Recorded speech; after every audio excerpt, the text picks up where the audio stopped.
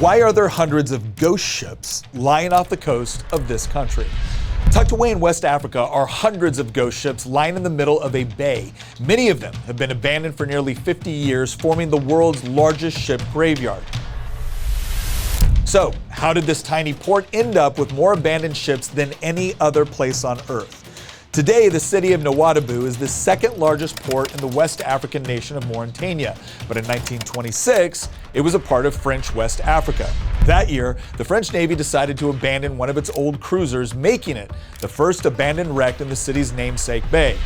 But it would not be the last. By the time Mauritania became an independent nation in 1960, Nouadhibou had already earned a reputation for being a dumping ground for a handful of old and unwanted ships.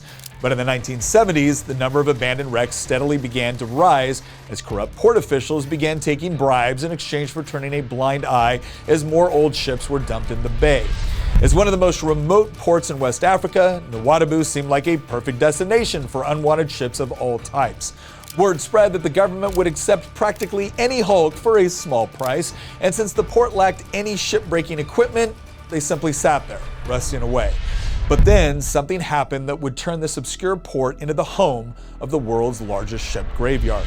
After being bankrupted by a failed war in Western Sahara and experiencing a coup in 1978, the new Mauritanian government decided to nationalize the nation's fishing industry. The waters off of the country's coast were some of the richest fishing grounds in the world, and this government takeover was expected to help fill the budget shortfall and provide the new regime with some much-needed revenue.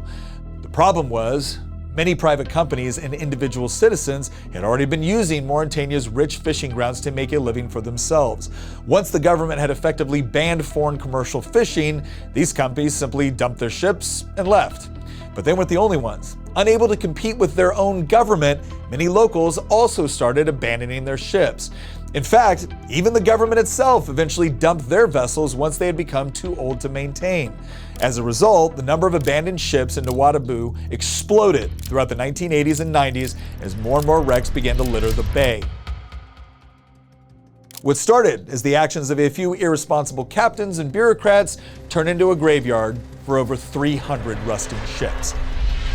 But how is this possible? I mean, why didn't someone identify the problem and make the necessary changes in the law in order to prevent this from happening? And the answer is, they kind of did. It's not that dumping ships in the middle of the bay is legal, but as Milton Friedman and many other economists have pointed out, people respond to incentives. And when government policies incentivize the dumping of a ship rather than its productive use, they shouldn't be surprised when this results in the largest ship graveyard in the world.